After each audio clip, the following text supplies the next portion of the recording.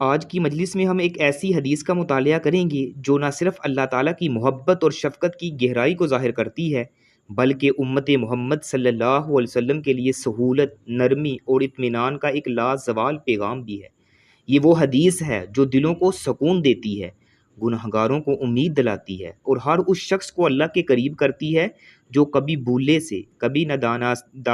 کبھی نہ انجانے میں یا کسی مجبوری کے تحت غلطی کر بیٹھتا ہے۔ یہ حدیث ہمیں سکھاتی ہے کہ ہمارا رب محض محاسب نہیں ہے بلکہ غفور الرحیم ہے۔ وہ جانتا ہے کہ کب ہم نادان ہیں، کب مجبور اور کب ہم واقعی خطا کار ہیں، اور یہی معرفت انسان کو اللہ کی محبت کی طرف متوجہ کرتی ہے اور دین کے نظام کو ایک رحمت بنا دیتی ہے، نہ کہ بوجھ۔ تو آئیں آج کی حدیث میں ہم دیکھتے ہیں کہ خطا، نسیان اور جبر جیسے انسانی کمزور پہلو بھی اللہ کی رحمت کے سمندر میں ڈوب جاتے ہیں، اور یہی وہ بنیاد ہے جس پر ایک پرامید، مثبت اور متوازن مسلمان شخصیت تعمیر ہوتی ہے۔ تو سب سے پہلے ہم حدیث کا وہ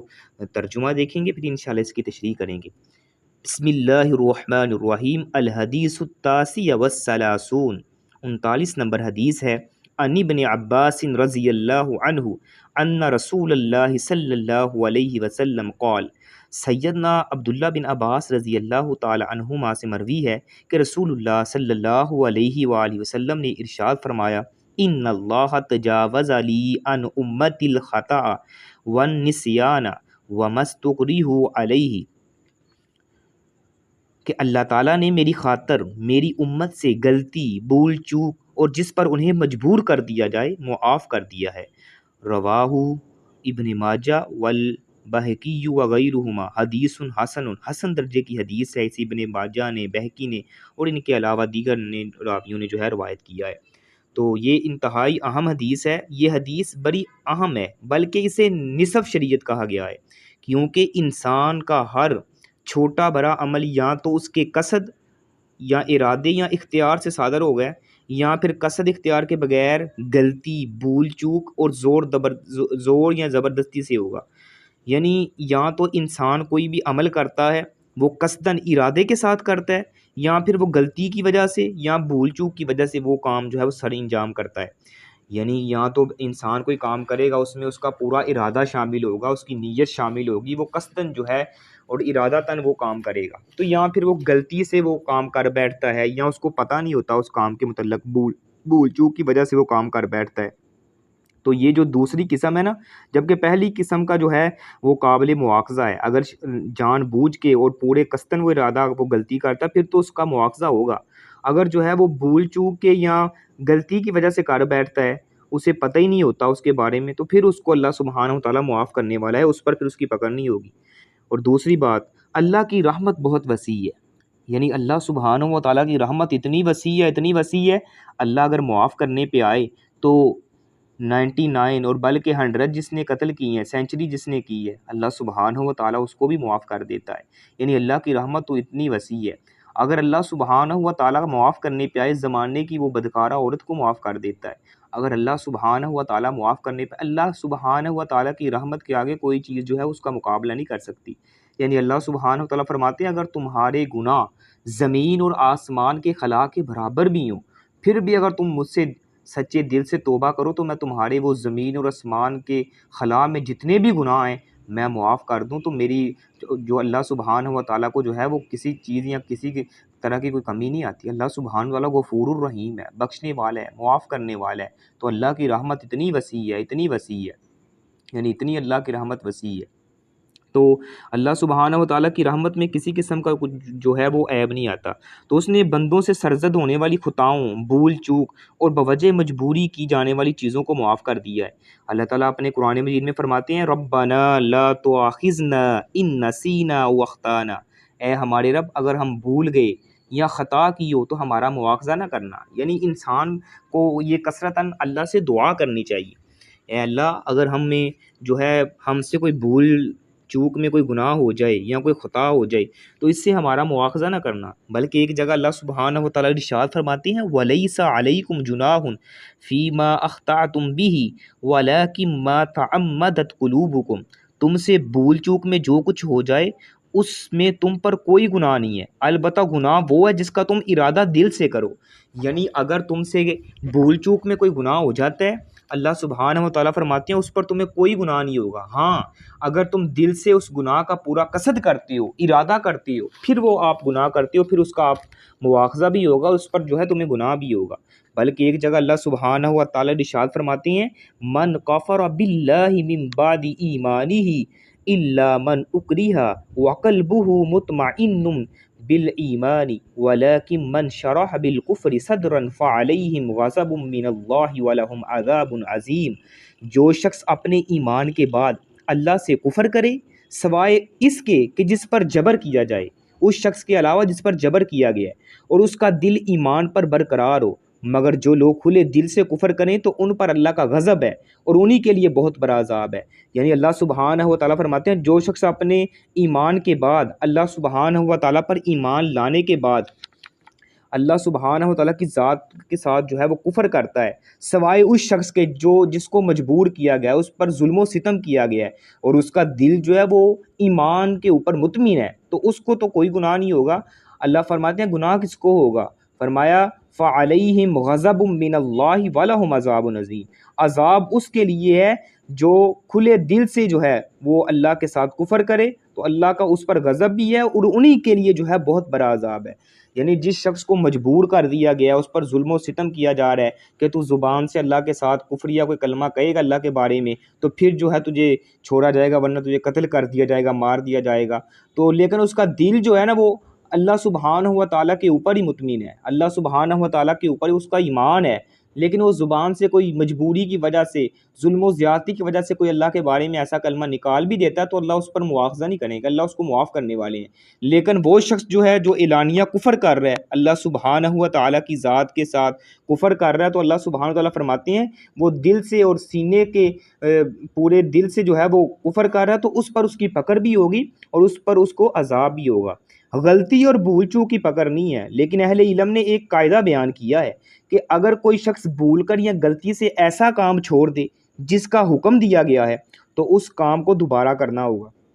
یعنی انسان ایسے سمجھ لیں اگر یعنی یہ قاعدہ ہے کہ جس کا حکم انسان کو اللہ سبحانہ و تعالیٰ نے دیا ہے اس کو اگر وہ بھول چوک کے وہ یعنی کر نہیں پاتا، جب اس کو یاد آتا ہے تو کچھ کام ایسی ہیں ان کو جو ہے اس کو پورا کرنا ہوگا۔ یعنی انسان نماز پڑھنا بھول جاتا ہے، اس کے ذہن سے نکل جاتا ہے کہ میں نے نماز پڑھی ہے کہ نہیں، لیکن جب اسے یاد آ جاتا ہے اسے جو ہے وہ نماز کو پڑھنا پڑے گا، اس کو نماز دہرانی پڑے گی، نماز دوبارہ پڑھنی پڑے گی جب بھی اس کو یاد آ جاتا ہے۔ تو یہ ایک قاعدہ ہے۔ اسی طرح اگر غلطی یا بھول کی بنا پر کوئی ایسا کام کر ڈالے جس سے روکا گیا ہے تو اس کا عمل مکمل ہو جائے گا، اسے دہرانا نہیں پڑے گا۔ مثال کے طور پر اگر کسی نے بھول کر جو ہے طہارت کیے بغیر نماز ادا کر لی ہے تو اس پر گناہ نہیں ہوگا، لیکن اسے نماز جو ہے وہ دوبارہ دہرانی پڑے گی۔ یعنی اس پر جو ہے وہ غسل واجب ہے، طہارت جو ہے اس نے کرنی ہے، لیکن اس کو یاد نہیں رہتا تو وہ نماز ایسے ہی ادا کر لیتا ہے، لیکن جب اس کو یاد آتا ہے تو اس کو جو ہے وہ گناہ تو نہیں ہوگا، لیکن یہ کہ اس کو نماز دوبارہ دہرانی پڑے گی۔ یہ ایک قاعدہ بیان کیا۔ اس کے برخلاف اگر کسی نے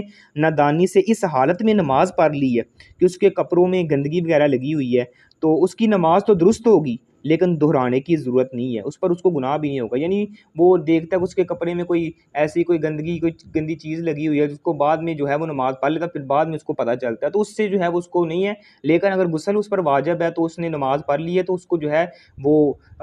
اپنی پاکی کر کے غسل کر کے دوبارہ نماز کو دہرانا ہوگا۔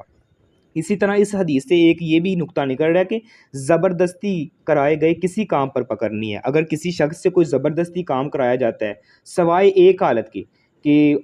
اور وہ یہ ہے کہ اگر کوئی آدمی کسی شخص کو کسی بے گناہ کے قتل پر مجبور کرے، ایسی صورت میں وہ اپنی جان بچا کر دوسرے بے گناہ کی جان لینا درست نہیں ہوگا۔ یعنی اگر انسان کسی سے کوئی زبردستی ایسا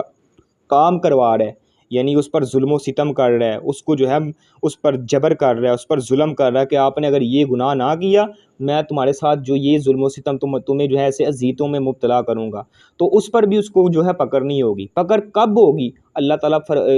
فرما رہے ہیں اور نبی علیہ الصلوۃ والسلام کی اس حدیث سے جو ہمیں سبق اور یہ نقطہ نکل رہا ہے، پکڑ اس شخص سے اس بارے میں ہوگی کہ اگر وہ شخص جو ظلم کر رہا ہے وہ اس پر اس وجہ سے ظلم کر رہا ہے کہ تم نے فلاں بندے کو قتل کرنا ہے، وہ اپنی جان بچاتے ہوئے کسی کو قتل کر ڈالتا ہے نا، تو پھر یہ دونوں بندے جو ہیں وہ قصاص میں جو ہیں ان سے قصاص لیا جائے گا، ان دونوں جو ہیں بندے ان کا مواخذہ کیا جائے گا، کیونکہ وہ اپنی جان بچانے کے لیے اس بندے سے جو اس پر ظلم کر رہا ہے دوسرے کی جان لے لیتا ہے، تو یہ جائز نہیں ہے۔ اس کے علاوہ اگر کوئی ظلم و ستم کسی پر کرنے کی جو ہے وہ کرتا ہے تو اس پر اس کا مواخذہ نہیں ہوگا، کیونکہ اس کو مجبور کیا جا رہا ہے۔ تو ایک یہ چیز، یعنی بھول چوک کے بھی کوئی گناہ ہو جائے اس پر بھی اللہ سبحانہ و تعالیٰ جو ہے وہ پکڑ نہیں کرتا، گناہ نہیں ہوتا۔ اس حوالے سے اگر نبی علیہ الصلوۃ والسلام کی سیرت سے احادیث کا مطالعہ کیا جائے تو بے شمار ایسی احادیث ملتی ہیں، بلکہ ایک دن نبی علیہ الصلوۃ والسلام نے غالباً ظہر یا عصر کی نماز جو ہے وہ تو 4 رکھتے ہیں نا، فرض نماز جو ہے، تو نبی علیہ الصلوۃ والسلام نے صحابہ کرام رضوان اللہ مجمعین کو 2 رکعتیں نماز کروائی، یعنی 2 رکعتیں نماز پڑھائی، ظہر کی یا عصر کی نماز۔ تو صحابہ، نبی علیہ الصلوۃ والسلام نے 2 رکعتیں پڑھ کے جو ہے سلام پھیر لیا، صحابہ کرام نے بھی سلام پھیر لیا، تو بعد میں صحابہ اٹھ کے کچھ چلے بھی گئے، نبی علیہ الصلوۃ والسلام بھی جو ہیں وہ اٹھ کر چلے گئے اور باہر مسجد نبوی کے باہر ایک جو ہے کھجور کا تنا سا تھا، وہ وہاں پہ جا کے ٹیک لگا لی۔ تو نبی علیہ الصلوۃ والسلام کے ایک صحابی تھے حضرت ذوالیدین یا ذوالیدین، یعنی ان کے ایسے نام سے پکارا جاتا ہے، یعنی ان کے ہاتھ لمبے لمبے تھے، اس لیے ان کو ذوالیدین یا ذوالیدین کہا جاتا تھا، یعنی لمبے ہاتھوں والا۔ تو وہ نبی علیہ الصلوۃ والسلام جناب محمد رسول اللہ صلی اللہ علیہ وسلم کے پاس آتے ہیں، کہتے ہیں یا رسول اللہ کیا نماز کم ہو گئی ہے؟ آپ علیہ الصلوۃ والسلام نے فرمایا نہیں، نماز تو کم نہیں ہوئی۔ فرمایا یا آپ نے بھول گئے ہیں؟ فرمایا میں بھولا بھی نہیں ہوں اور نماز کم بھی نہیں ہوئی۔ فرمایا آپ نے 2 رکعتیں نماز جو ہے وہ پڑھائی ہے۔ تو نبی علیہ الصلوۃ والسلام نے فرمایا سادہ کا ذوالیدین، کیا یہ ذوالیدین جو ہے یہ ٹھیک کہہ رہا ہے کہ میں نے 2 رکعتیں نماز پڑھائی ہے؟ صحابہ کہنے لگے ہاں یا رسول اللہ آپ نے 2 رکعتیں نماز پڑھائی ہے۔ نبی علیہ الصلوۃ والسلام نے صحابہ کو ساتھ لیا، 2 رکعتیں جو ہیں وہ اور ادا کروائیں، بعد میں سجدہ سہو کیا، اس کے بعد جو ہے صحابہ کو مخاطب کر کے فرمایا انما انا بشر مثلکم، میں بھی تمہاری طرح انسان ہی ہوں، لیکن ساتھ فرمایا انسا کما تنسون، میں بھی بھول جاتا ہوں جیسے تم بھول جاتے ہو۔ لیکن نبی علیہ الصلوۃ والسلام ہے انسان، لیکن تمام انسانیت سے افضل البشر ہیں، کوئی بھی انسان نبی علیہ الصلوۃ والسلام کی عزت، شرف، مقام اور بلندی کا مقابلہ نہیں کر سکتا۔ ہم یہ نہیں کہتے کہ نبی علیہ الصلوۃ والسلام ہماری طرح ہیں، ہم تمام بشریت سے افضل ہیں، یعنی افضل البشر ہیں آپ علیہ الصلوۃ والسلام، تمام انسانیت سے افضل ہیں، ان کا درجہ، مقام، فضیلت انبیاء سے بھی اوپر ہے، ان کے مقام اور مرتبے کو کوئی پہنچ نہیں سکتا، لیکن جنس کے اعتبار سے آپ علیہ الصلوۃ والسلام نور نہیں ہے، بلکہ آپ علیہ الصلوۃ والسلام بشر ہیں۔ اس لیے آپ علیہ الصلوۃ والسلام نے فرمایا بھائی انما انا بشر مثلکم، میں بھی تمہاری طرح انسان ہوں، انسا کما تنسون، جیسے میں بھول جاتا ہوں جیسے تم بھول جاتے ہو میں بھی بھول گیا۔ پھر آپ علیہ الصلوۃ والسلام نے ان کو 2 رکعتیں اور پڑھائیں اور سجدہ سہو کیا اور سلام پھیرا۔ یعنی یہ بھول چوک کہ اگر کوئی گناہ سرزد ہو جاتا ہے اس پر جو ہے وہ انسان کی پکڑ نہیں ہوگی اور اس پر جو ہے انسان کو گناہ بھی نہیں ہوگا۔ یعنی بھول چوک کے گناہ ہو جائے یا کوئی غلطی سے گناہ ہو جاتا ہے یا کسی شخص کو مجبور کیا جاتا ہے، اس سے ظلم و ستم کروایا جاتا ہے، تو اس پر اس کا جو ہے وہ مواخذہ نہیں ہوگا۔ گناہ تب اس کو ہوگا جب وہ قصدتاً یعنی دل کے ارادے اور نیت کے ساتھ وہ گناہ کرتا ہے، کوئی عمل کرتا ہے جو اللہ اور اس کے رسول کی مخالفت ہے، تو اس وجہ سے جو ہے وہ اس کو یہ گناہ ہوگا۔ تو یہ نبی علیہ الصلوۃ والسلام جناب محمد رسول اللہ صلی اللہ علیہ وسلم کی حدیث ہے، اس کے اندر سے بہت زیادہ پوائنٹ نکلے ہیں۔ ایک تو یہ نکلا کہ اللہ تعالیٰ کی وسعت رحمت کا درس، اس حدیث سے واضح ہوتا ہے کہ اللہ تعالیٰ اپنے بندوں پر سخت گیر نہیں ہے بلکہ انتہائی مہربان ہے، کریم ہے، معاف فرمانے والا ہے۔ یعنی اللہ سبحانہ و تعالیٰ کی رحمت کی وسعت جو ہے اس حدیث سے جو واضح ہو رہی ہے کہ اللہ فرماتا ہے اگر بھول چوک کے، غلطی کوتاہی سے یا مجبور کیا جائے تم کو، اس وجہ سے تم سے کوئی گناہ ہو جائے تو میں معاف کرنے والا ہوں، اس سے میں تمہارا جو ہے مواخذہ نہیں کروں گا۔ تو ایک جو یہ ہے کہ اسلام جو ہے وہ انسان کا دوست مزاج ہے، یعنی دین اسلام انسانوں کو فطری کمزوریوں کو سمجھتا ہے۔ انسان اگر بھول جائے، نادانستہ غلطی کر لے یا کسی پر جبر ہو تو شریعت اس پر پکڑ نہیں کرتی۔ اور ایک یہ بھی پوائنٹ نہیں کر رہا کہ دلوں کو حوصلہ دینے والی یہ حدیث ہے کہ یہ حدیث گناہ گار، پریشان اور کمزور لوگوں کے لیے امید کا چراغ ہے، یعنی ایسی امید کا چراغ ہے کہ ان کے غیر ارادی لغزشیں اللہ کے ہاں گرفت کا سبب نہیں بنے گی، یعنی ایسی ان سے کوئی گناہ یا ایسی جو ہیں وہ کمزوریاں لغزشیں ہو جاتی ہیں، اللہ فرماتے ہیں ہمارے ہاں اس کی وجہ سے تمہیں کوئی گرفت نہیں ہوگی، تمہاری پکڑ نہیں ہوگی، یعنی میں معاف کرنے والا ہوں۔ ایک جو ہے مثالی مسلمان کے لیے اس میں کیا سبق نکل رہا ہے کہ خود بھی اللہ کی صفت جو ہے وہ صفت رحمت کو اپنائے، خود بھی اپنے اندر جو اللہ تعالیٰ معاف کرنے والا ہے، اللہ کی رحمت ہے، آپ لوگوں پر رحم کریں۔ اگر تم لوگوں پر رحم کریں گے اللہ جو ہے ہے آپ لوگوں پر رحم کرے گا، یعنی آپ لوگوں پر اللہ رحم کرے گا جب آپ دوسروں کے اوپر رحم کرنا شروع کر دیں گے، اور جو رحم نہیں کرتا اس پر رحم نہیں کیا جاتا۔ نبی علیہ الصلوۃ والسلام کی حدیث ہے نا، من لا یرحم لا یرحم، جو رحم نہیں کرتا اس پر رحم نہیں کیا جاتا، یعنی جو دوسروں پر رحم نہیں کرتا اللہ اس پر بھی رحم نہیں کرتا۔ اور دوسروں کی غلطیوں کو جو ہے معاف کیا جائے، کچھ غلطیاں ایسی ہوتی ہیں جو بندہ جان بوجھ کے نہیں کرتا بلکہ غلطی کوتاہی سے ہو جاتی ہیں، تو اس کو معاف کرنا چاہیے، اور ہر وقت اللہ سے معافی، ہدایت اور صبر کی دعا کرتے رہنا چاہیے، اور احکام شریعت پر اخلاص سے عمل کریں، نہ کہ سختی اور جبر سے، یعنی جتنے بھی احکام شریعت ہیں دل کو خالص کر کے اس پر عمل کریں، اللہ کو راضی کرنے کے لیے، لوگوں کی واہ واہ اور بلے بلے اور شاباش نہ اس میں شامل ہو، بلکہ اللہ سبحانہ و تعالیٰ کے احکام کو سمجھتے ہوئے اللہ کو راضی کرنے کے لیے، مجھ سے میرا رب راضی ہو جائے۔ میں نے دنیا والوں کو راضی کر کے کیا کرنا ہے بھائی؟ دنیا والے راضی ہو بھی نہیں سکتے، اگر ہو بھی جائے تو مجھے کیا دیں گے؟ مجھے واہ واہ بلے بلے اور پرسنالٹی دیں گے، یا مجھے جو ہے وہ اس طرح، یا مجھے اپریشیٹ کریں گے؟ مجھے لوگوں کی اپریشیٹنگ نہیں چاہیے، مجھے لوگوں کی واہ واہ نہیں چاہیے، مجھے تو اپریشیٹنگ اگر چاہیے تو اللہ سبحانہ و تعالیٰ کی چاہیے۔ اگر مجھے اللہ کی رضا مل گئی نا، اللہ کی رضا مل گئی، تو دنیا کائنات کی کوئی ڈگری، کوئی سٹیٹس، کوئی عہدہ اس اللہ کی رضا کا مقابلہ نہیں کر سکتے۔ اور اللہ کی رضا ایک ایسی اللہ کی نعمت ہے جو جنتیوں کو سب سے آخری نعمت ملے گی نا، وہ اللہ کی رضا ہوگی، اللہ کی رضا ہوگی۔ نبی علیہ الصلوۃ والسلام جناب محمد رسول اللہ صلی اللہ علیہ وآلہ وسلم فرماتے ہیں،